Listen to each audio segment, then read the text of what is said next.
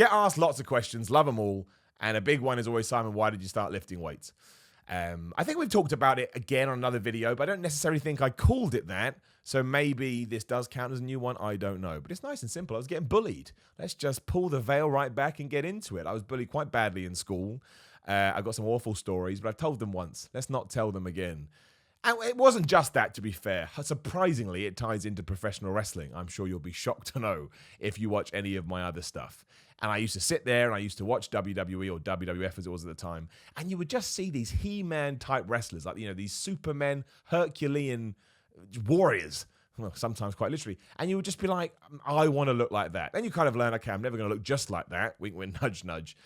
But they were massive inspirations. And when you take, you look at these people and they seem so in control and they do seem so larger than life. And then in your own world, you're like, okay, why is this guy picking on me? And also, not only that, if you've been bullied, you may have gone through the same thing. Why don't I have the strength of my convictions and the courage to fight back? Now, with my particular bully, one day I just snapped. Just this funniest story ever. So there was like, I did it in the right place, by accident too. There used to be this locker room area where all the cool kids sat. I never sat there. I used to sit around the corner at the other locker room area. As I found out when I found a... what do you call it? Like, I don't know how you call it. It was a colored diagram, I suppose, about where the cool kids sat in comparison to the nerds. And that area was covered in pink, which meant cool kids. And my area was covered in blue, which meant nerd. And I was like, okay, cool, I'm a nerd. I mean, I kind of figured this out already. But yeah, I was walking past the cool kid bit. And I get why the bully did it. He wanted to do it in front of the biggest audience. He came up, did his usual thing, push, shove. And I just thought to myself, I don't want to do this anymore. Like, I'm done. I'm sick and tired of it. I'm bored. And I just punched him right in the face. So I did.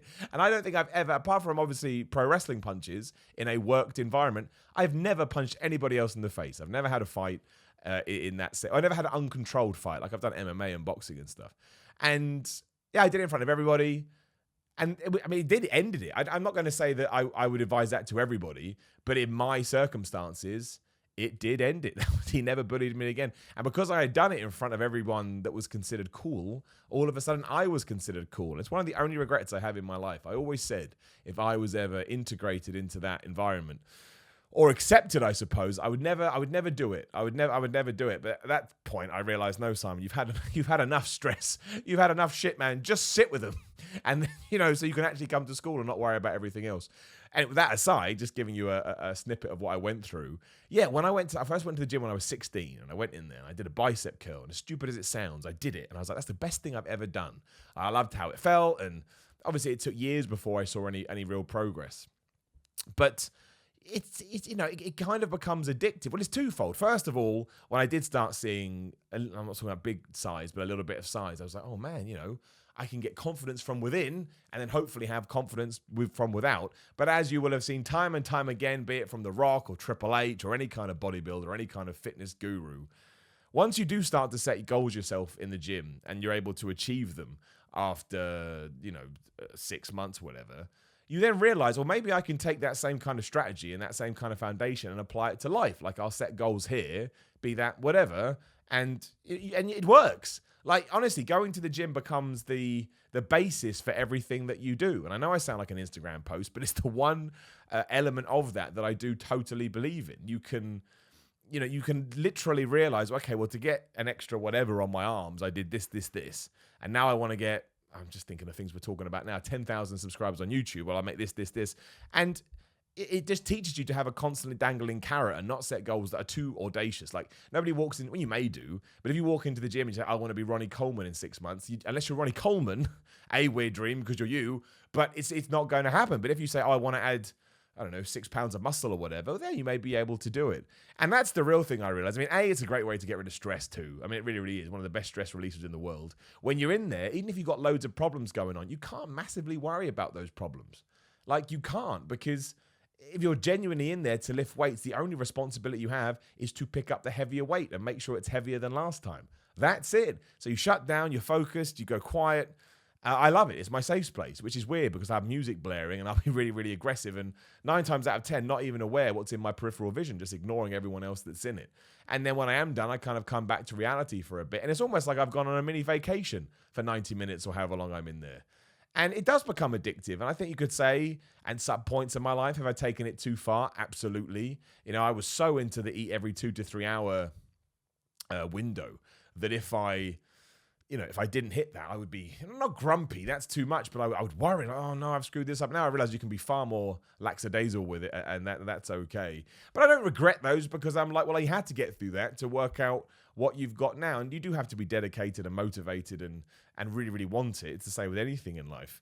But yeah, I can't imagine existing without knowing that at some point in my day, I'm going to go to the gym. And also, as a goal-orientated and driven guy, every day you have a goal to hit, even if it's just get my 5 meals in, or 6 meals, or 4 meals, whatever it is that you eat.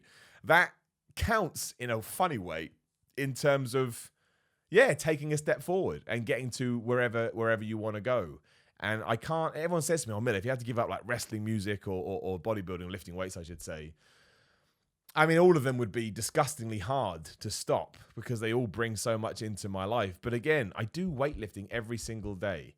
And I have some kind of interaction with music and wrestling every single day. But, well, you can argue it all around. I mean, I just can't imagine my life without it is the point.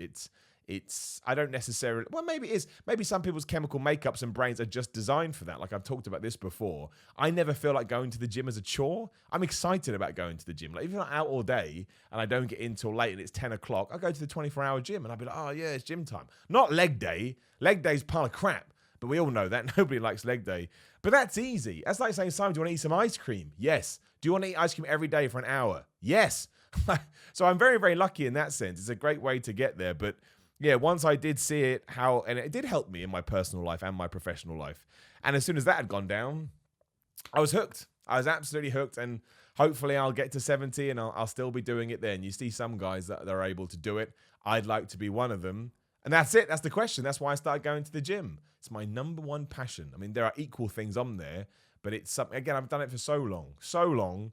I find it nuts that some people don't go to the gym. I'm not saying I judge them, but it's like, I've said this before to someone the other day.